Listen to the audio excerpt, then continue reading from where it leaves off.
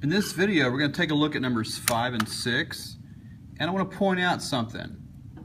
Numbers 5 and 6 look completely different, very different from numbers 3 and 4. Take a look at the answer choices, very different, okay? And yet, they're asking for the exact same thing, okay? So, the second trace and going to the zeros and finding the zeros the way I showed you on these, I really suggest getting good at that and practicing that. One, we can't help you do that during the test, but once you learn that, you're going to be able to solve so many of these. Here they're asking for solutions. Here they're asking for solutions, and they look all weird and funky.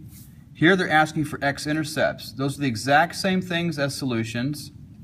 These solutions have them as ordered pairs, okay? And they're just not as complex of numbers. They're just not very complicated. They're more simple, but they're the same. This is like something, comma, 0, some weird numbered, weird decimal number, comma, 0. They're just leaving off the 0. These, they have them as ordered pairs, and they include the 0. Remember, all solutions to quadratics have zeros for the y. On number 6, they just have the x values. They could have just as easily listed these as like choice A, 2, 0, and 4, 0. Okay? So get in the habit and get familiar and comfortable just seeing the different answers of these types of problems. This weird, scary thing, don't worry about it because you can do it in the calculator. Same here, and these as well. We're going to do it the exact same way as we did 3 and 4. I'm going to go ahead and make sure everything's on the same side of the equal sign. It is. So I'm going to go ahead and go to y equals. I'm going to put in 5x squared minus 13x minus 6. All right, there it is. I'm going to graph it, take a look at it. Now, just looking at my graph, I can get an idea of what the solutions are on this one, okay? This looks about 3 to the right, which would be positive 3. Okay, I already have two answer choices that have a positive 3. These two don't. These two do. And this one is a little bit less than negative 1. So it's like negative, like a fraction, right?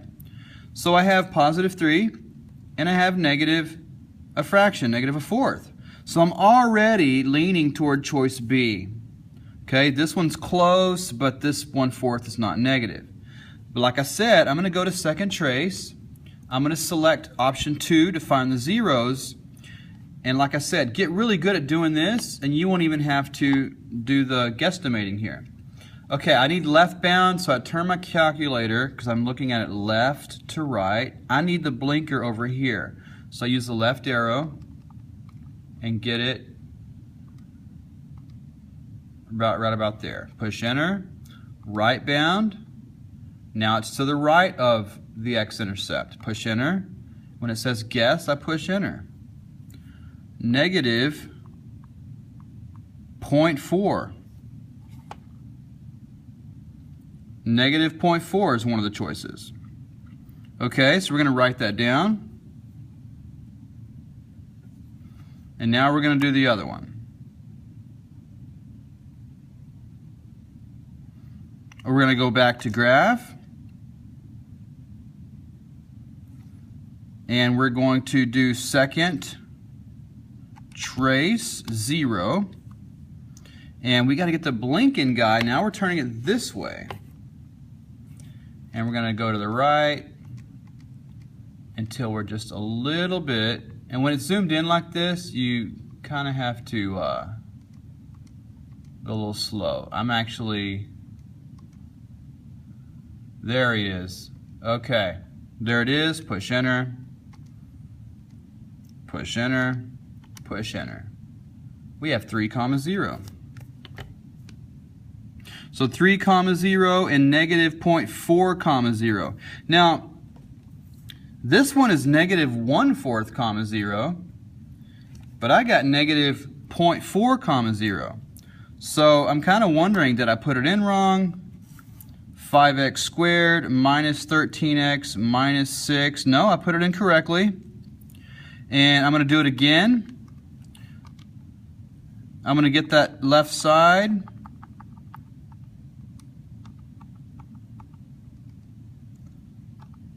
Okay, the left side, enter. Right side, enter. And then enter. It is negative 0.4. So this is not the same thing, actually. There's not an exact good choice. 3, 0 is good. Negative 0.4, this 1/4 is actually negative 0.25. 1 divided by 4 is 0.25. So I'm not sure why it's getting like a little bit different, but this is the closest answer. A lot of times, the closest answer is all you have to work with. And a lot of times, a lot of answers are right, and you have to choose the best answer. So I'm going to go with B because it's the closest answer for number 5. Okay, we're going to take a look at number 6. And actually, it shouldn't be that way on number 5. I'm going to take a look at that and see if we can get that changed. Hopefully, it'll be changed on yours. You'll have answers that mesh together by the time you actually get your test review. What are the zeros for this guy? And notice the stuff is not on the same side. So I need to make my wall. This negative 2x is going to become positive 2x. Right? This negative 8 is going to become positive 8. Okay, so I got to add all this stuff together. Now, x squared and 2x don't go together. So x squared still by himself. 2x and 4x give me 6x. And then I have positive 8. So this is what I'm putting in the calculator.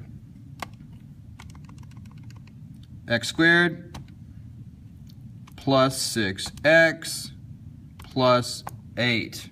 All right? I'm going to take a look at it. Okay, I can already eyeball this one.